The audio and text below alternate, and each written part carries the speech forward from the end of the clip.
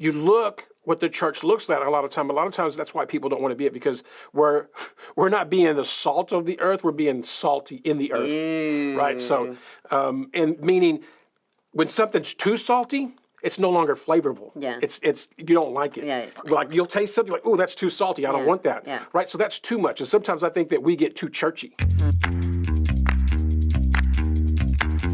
Coming to you from 125 Carver in Waco, Texas, it's the Riverside Weekly.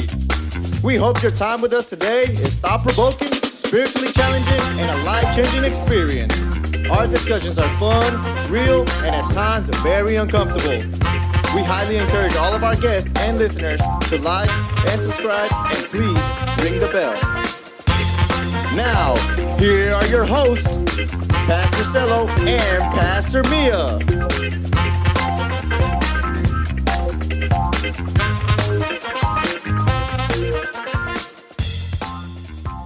Welcome, everybody. It's Wednesday. Good morning. How's everybody doing? It's Wednesday. I appreciate you guys tuning in. You guys on our app, you guys on YouTube, Spotify, iHeartRadio, Apple Podcasts, man, Google Play Podcasts. Yeah, I heard somebody tell me the other day they found us on Apple Podcasts. I was like, ooh, okay. Yeah, we've been there so for you a don't minute. have the app?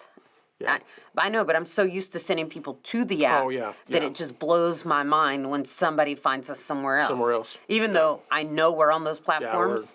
But I share the app with everybody. You guys, if you are a member of Riverside or you have the Riverside app or you don't have it, download the app and tell someone about it. The app has so many wonderful things. Yeah. And I hate being an app pusher. But in this sense, this is a good thing because you'll find us on there and you don't got to go search for us all these other places. Yeah, set your notifications on. Yeah. On. And then when it comes out, a new podcast comes out, you get a bing. Get a notification. And then you can like and subscribe. Yeah, well, you actually I know, I'm just already subscribed if you get the app. I know. I love that my granddaughter used to say that. Oh, yeah. And she would do that, Yeah. She was trying to become a star, and thankfully, she just gave it up because that was So you didn't want her to be a star?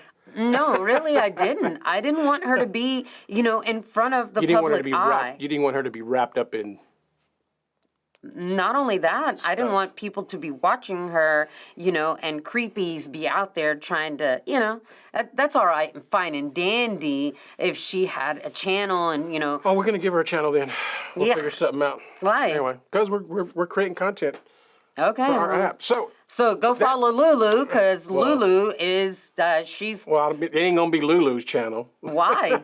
Because Why? we're not doing all that. Oh, well, you just said No, you're I going to said go give her a channel. Well, I mean, like it's not gonna be her channel. Like I'm not gonna give her a channel. See, now take that back. Well, my 'cause- point being, what I was trying to drive home was that we do have a lot of content coming out on our app. We've got a lot of stuff coming out. We're moving forward. I think I said on one of them, like we're all gas, no brakes. Yeah. Green lights all the way. So, man, I hope you guys, if you don't have the app, man, I would encourage you to do so. Also, speaking of that, the two things that we have going on, man, is our app is now on Roku. Yeah. So you can watch us directly onto your Roku That's on your TV, right. and also on Apple TV. You can download the it Riverside. on the Riverside Waco app on your Apple TV device Or and your on your Roku. Roku device. Yay! And man, we got stuff on there for the kids. Man, we're Yay. dropping content. And then, Yeah. Go ahead. Oh, and man, just appreciate you guys that are participating and get involved and hooking up with us on Patreon. Man, Yes, so thank much you guys appreciate that, so guys. Man, much. thank you guys for subscribing, and that's where all the exclusive stuff comes in. So Yeah. All the cool stuff. So anyway, And not that's that all it's the- not cool, but behind the scenes. Well, it's stuff. content that you don't get. Even if you're on the podcast, you don't Yeah, get it's it. different You have stuff. to pay to see it. We're like the... Oh my gosh, here we go. What? No, I'm just saying that we're like the, like I was taking a test and I had to have quiz cards and you could get so many for free. And then it said, like and subscribe to get the rest, the 174 that come with this. I was like, I'm good. Yeah. how much is that going to be? So, but it's just good. It's a good way to support us. It's not so much just for the content, but definitely everything that comes in through Patreon, man, helps podcast, helps our And app, gives my helps the husband a platform, job. helps us to to maintain, keep production going.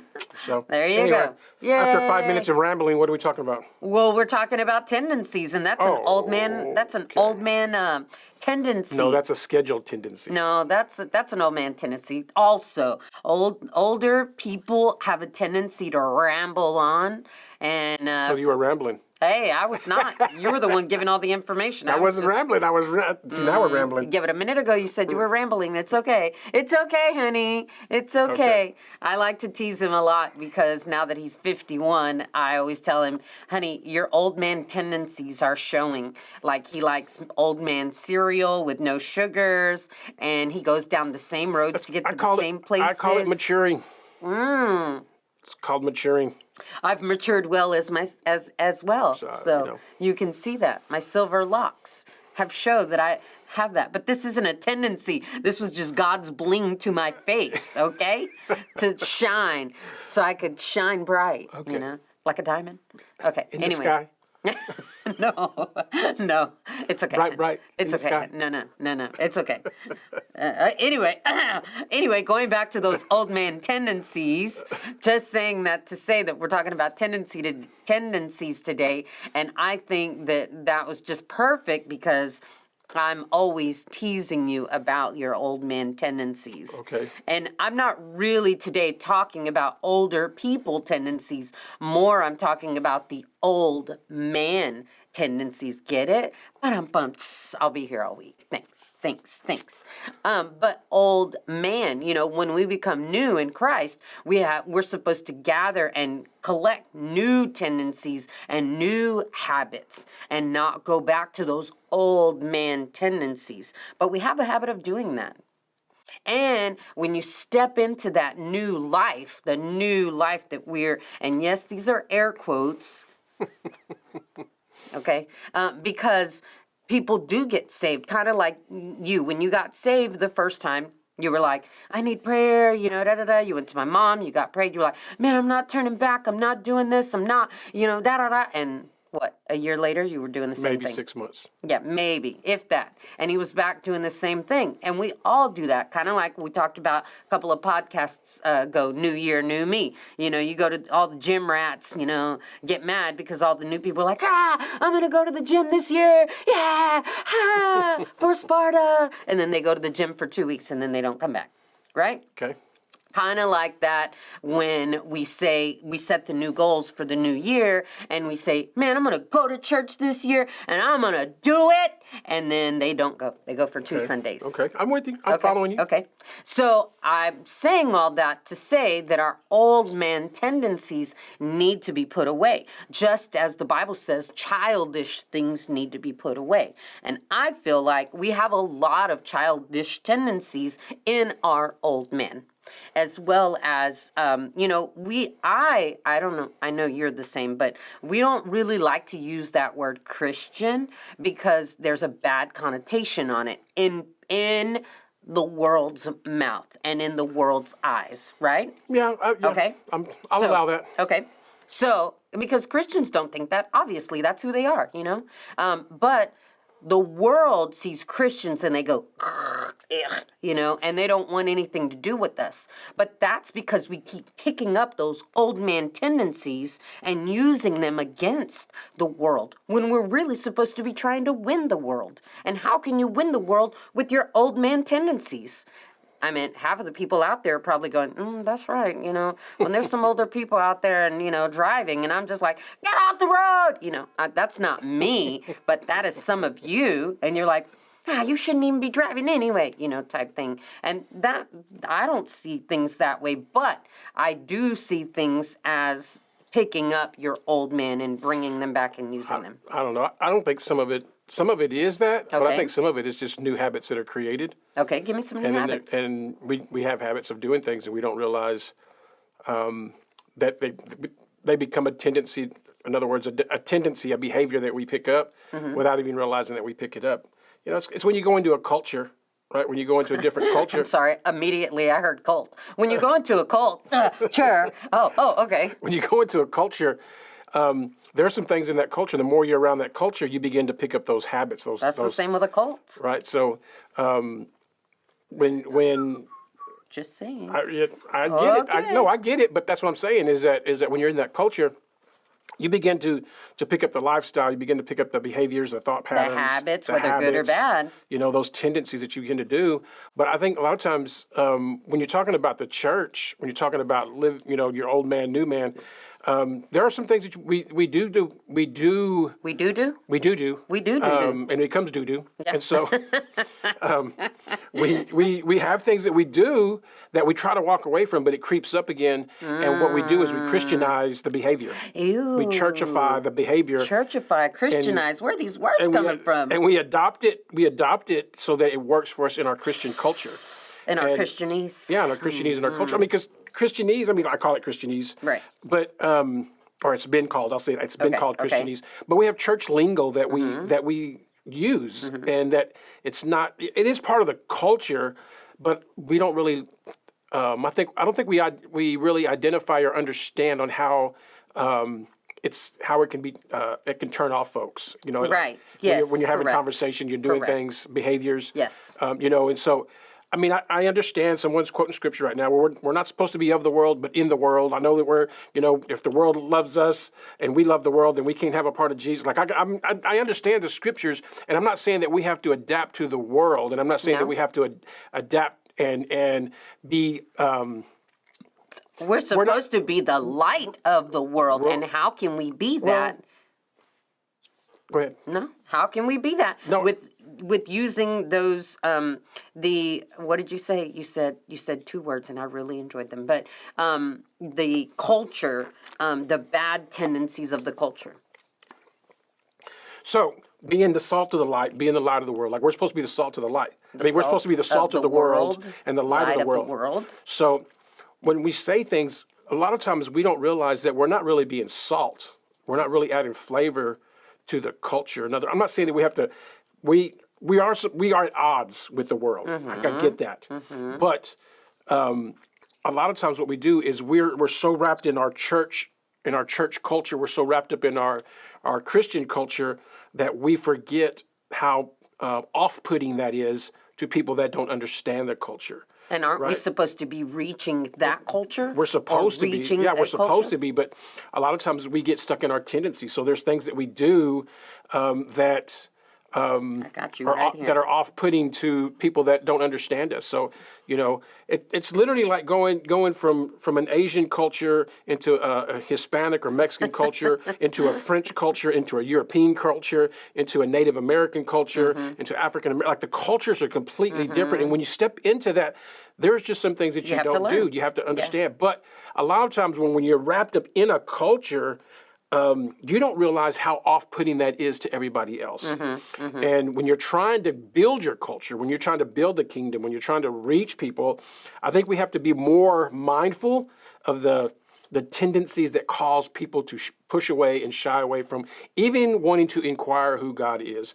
Kind of the whole thing, like when you think about science and Christianity, right? Like everybody thinks that they're at odds with each other, but really, if you looked at science, there's a lot there that supports the belief system of Christians or Christianity, right?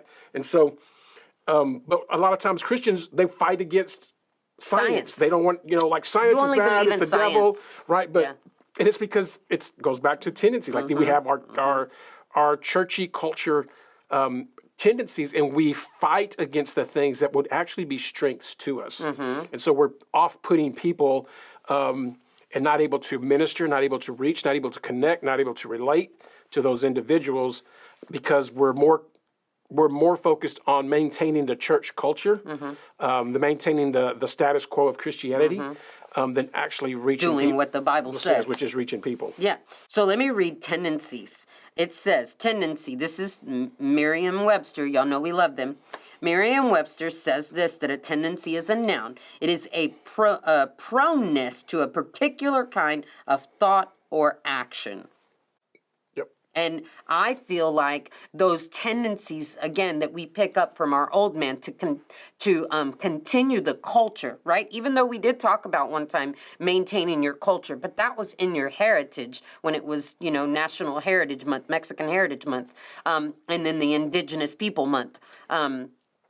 And I don't know any other months, or we probably would have celebrated them Black History Month. We're in Here we go, And so just saying all that to say that there are some tendencies that I feel like in the Christian culture that off-put people, that the very same people we're trying to reach. No, I agree. And I think one of those tendencies immediately is when someone,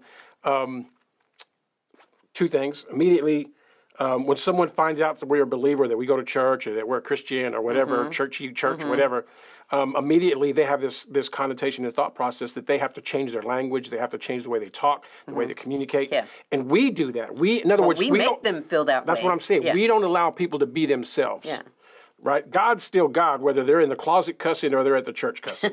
Right? And I'm not saying I agree with you condone it. I condone it, but I'm just saying I'm talking about meeting people where they're at. I mean, I'm pretty sure Jesus. It's said in the Bible that Jesus sat with the prostitutes, right? Yeah, but nobody wants to do that. I'm pretty sure he was in the bar because. Well, it didn't say he was in the bar. Okay, so, but where did he see the prostitute on the street? Yeah, I don't know. Now you're starting to get into semantics. I'm just saying. I know, but I'm just. What did you used to say? What did you used to say? The guys that went to the temple and they went to tell them about the the curtain. It was peeping toms. Those were the first peeping toms. Those were the first pornography watchers. Yeah. Because they were looking in the tent so that they could go and tell on, The scripture says that that the prostitute was caught in the act of committing adultery. Now, the only ways that you can get caught in the act is you have to be watching what they're doing. And so the point being is that they're probably looking in the tent, and someone say, "What are you guys looking at?" Oh my God! Look what we found! Yeah. Right. So that's I'm explaining what she's talking about because they don't. You're saying that, but they don't get the whole. Well, because I want you to tell the story. You should have said. Okay, tell the story. My bad. So anyway, when you look at the tendencies, like. See, we get frustrated when people come visit the church and they won't get out of their seat and greet people.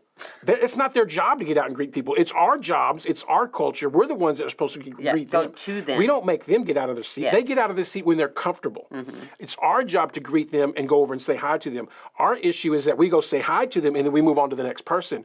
But if they're greeting, heads up greeters, so church members of Riverside and everybody else, when someone, our people are really good about this. So when someone comes in, that means when you say hi, they're new to the church, they're new to the culture. So you go say hi to them. That doesn't mean say hi, shake a hand, how you doing? That means, hey, how you doing?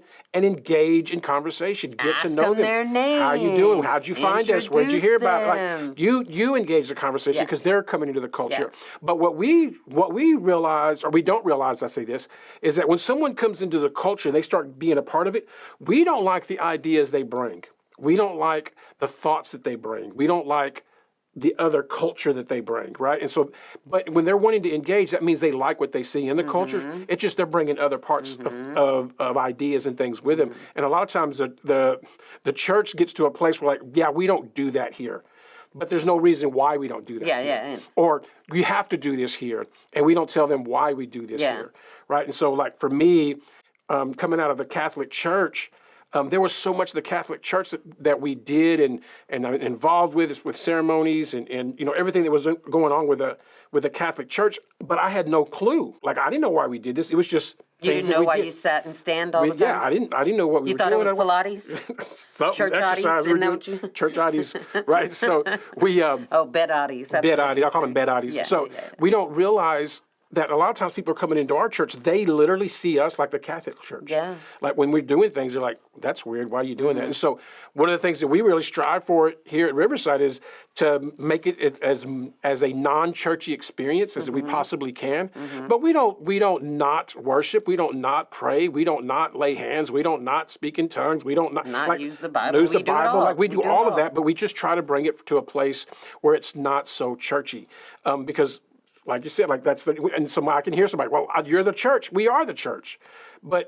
And we are supposed to be the light of the world. Yeah, and so the light people. And so La luz. when you look what the church looks like, a lot of times that's why people don't want to be it, because we're not being the salt of the earth, we're being salty in the earth. Right? So and meaning when something's too salty, it's no longer flavorful. Yeah. It's you don't like it. Yeah. Like you'll taste something like, oh, that's too salty. I don't want that. Yeah. Right. So that's too much. And sometimes I think that we get too churchy. Right. And so we're supposed to be the salt. Salt adds flavor. Right. But when you have too much, now it's not good. It doesn't taste good. Yeah. Like you're like, no, I don't want that, Yeah. right? And so that's why we don't drink ocean water, because ocean is what? It's salty water, right? So Well, I meant Sonic's ocean water is really so good. when we look at tendencies and we look at what that looks like, we have to understand that we have to be aware as believers and as followers of Christ what our churchy, traditional, religious tendencies are,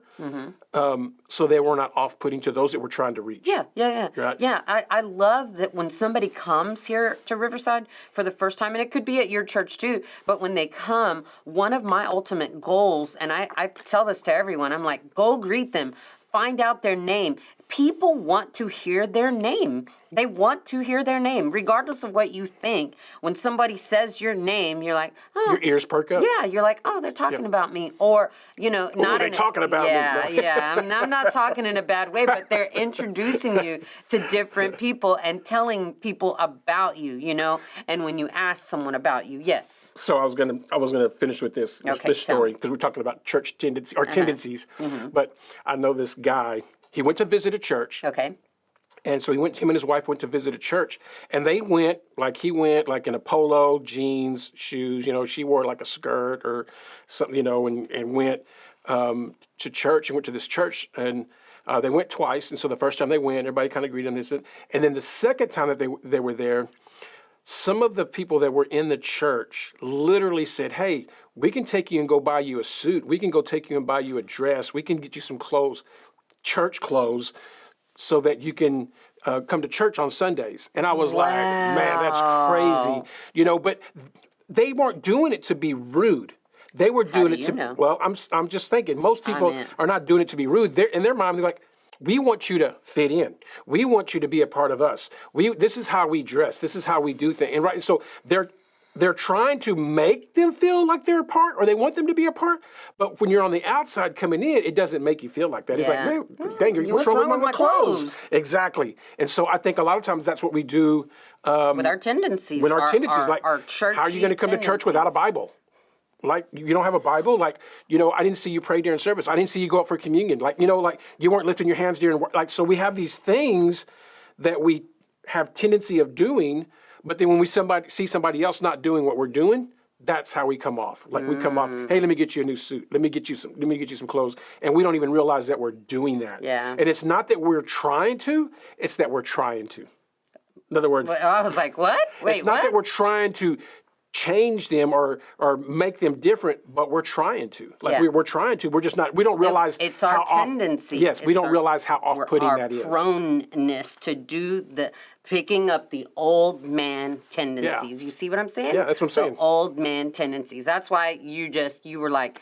You just exampled that so well in the beginning, the old man tendencies. And I think that's our problem. We pick up those old man tendencies that are too churchy and that do not bring flavor. They actually make people want to spit out us. They repel us. So they repel us to them, to the world, to the same very people we're supposed to be reaching. So I would say you need to check yourself, write down those tendencies that you are prone to doing.